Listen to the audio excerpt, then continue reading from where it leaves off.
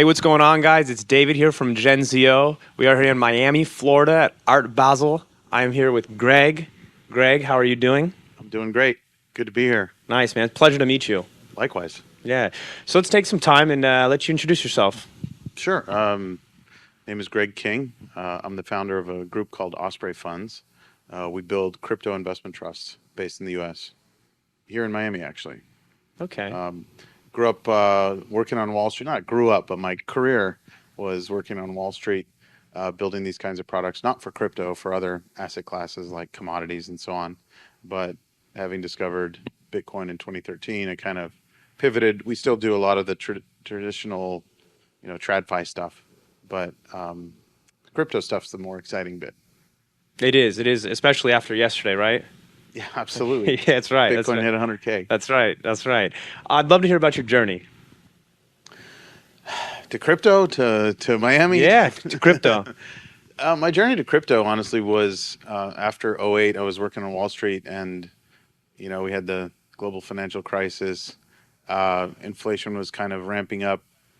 The government was printing a lot of money, and I was buying gold and silver, and it wasn't working. It was going nowhere. So I was actually at a really boring conference, and just like scrolling on whatever, probably Zero Hedge, and I found some article about this thing called Bitcoin. And basically that night in my hotel room, like I didn't go to the dinner or whatever, I just like researched as much as I could find on Bitcoin, which was not a lot back then. I figured out there was a group called Coinbase where you could open an account. They were a pretty new company at the time.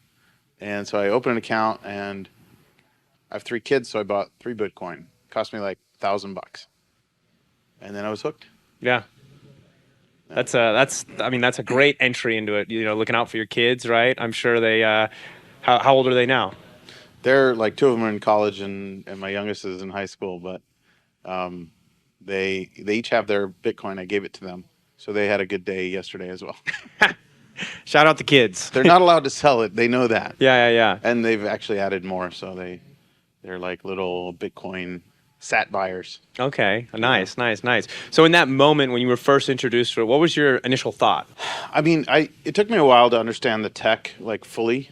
Not that I even do fully at this point, right? But I thought it was something that could really disrupt kind of the world of currencies, right? The world of fiat currencies. And I know a lot of diehard Bitcoiners believe then and believe now, and maybe even more so, that the world will just run on Bitcoin. And I didn't really believe that because I know how much power governments and banks have, and they're just never going to let the dollar die or whatever. But I could see it becoming the reserve asset of choice, right? Yeah. For central banks, for institutions, for individuals, and those are some very, very big numbers, right? Which we're just tipping into now. So that's what got me excited. But it was, very much ups and downs. Like, I mean, I lived through 3 massive bear markets, and that's just not fun. And we persevered. We did. We persevered. That's right. So what kind of led you to start your project?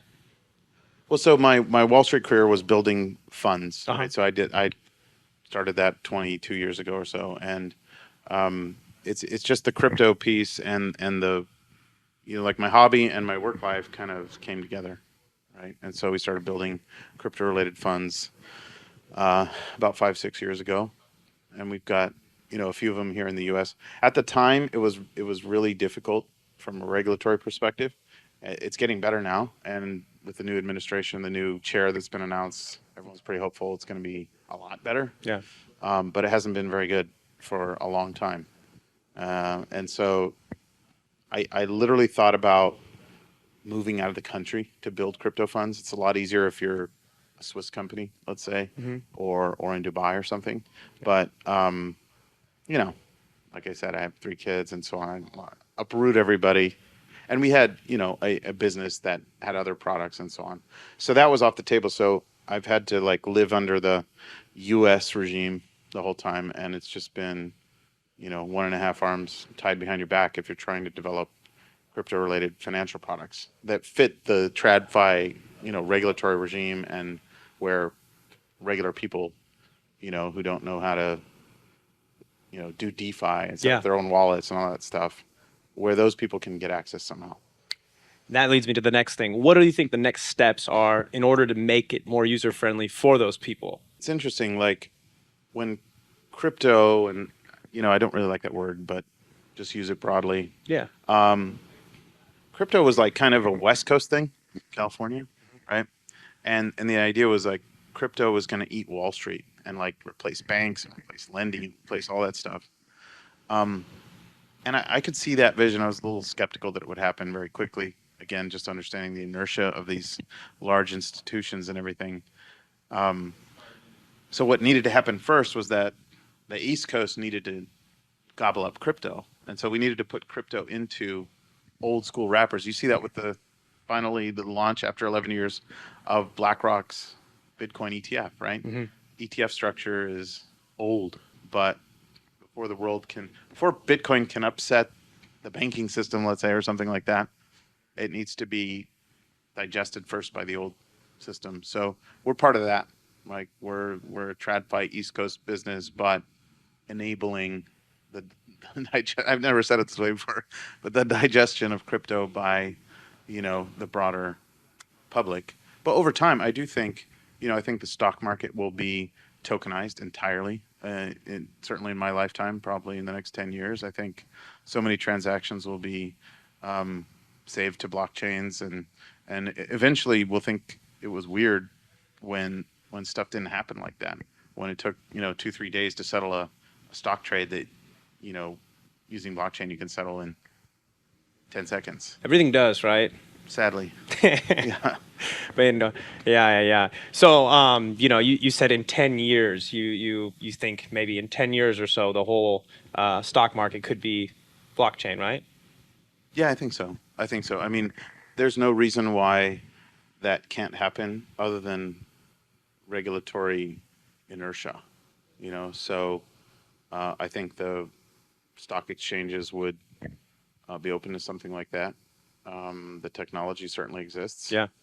and it's just about kind of getting the whole system pointed in that direction. And I would like to think that this next 4 years is probably pretty constructive towards that end. Hopefully. Yeah. Um, but yeah, it's a very hybridized world we're living in right now, where crypto's a thing. We know it's a thing. A lot of us are deeply involved, but yet we still have to like do a bunch of paper and pencil type stuff. Yeah. Totally, totally, yeah. So what has driven you and kind of motivated you to do what you do? Um, I guess I've always been a curious guy who like wanted to make lots of money, to be candid. I Yeah. grew up with nothing and raised by a single mom, and the answer to everything was always no, we can't afford it. And so I didn't want that to be my life. I was good at math and, went into finance. I guess my only regret, sometimes I think I should have gone into tech. I had professors that said, no, you should do computer science. You'll Yeah. thank me for that. And I didn't because I don't know, it's too boring. But yeah, that's the only regret. But finance is working out great. Okay, okay. And your mission? Here's where I'm supposed to say to change the world, right? Yeah, let's go. That's the only acceptable answer. What's my mission with the company, with my Yeah. life? I guess I'm a pretty libertarian guy, Okay.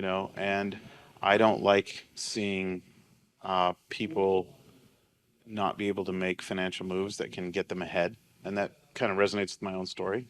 And I think creating products that help investors or traders or savers or people looking for income strategies, creating products that actually help them do what they're trying to do and not have these artificial limitations imposed by, the lack of innovation or a certain regulation that, I mean, obviously certain regulations make sense and are good, Yeah. but there's a lot that don't.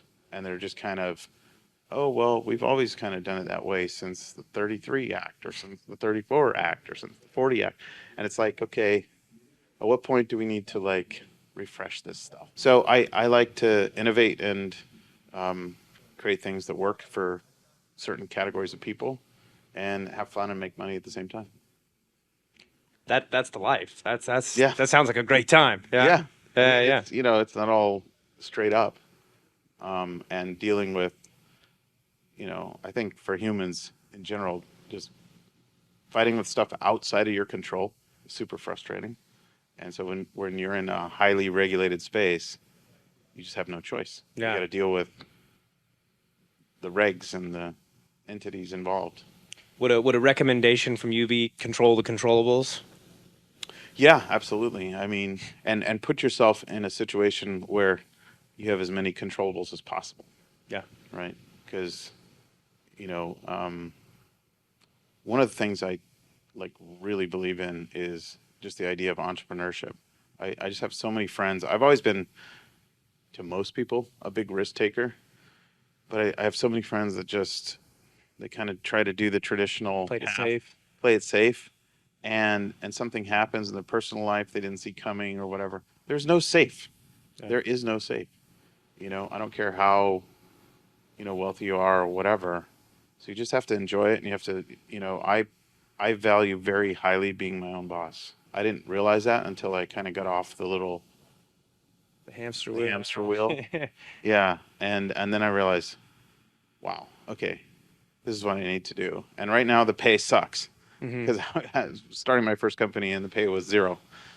But if I can make it work, then this is just 10 times better. If we could fast forward 5 years from now, where do you want to see your company?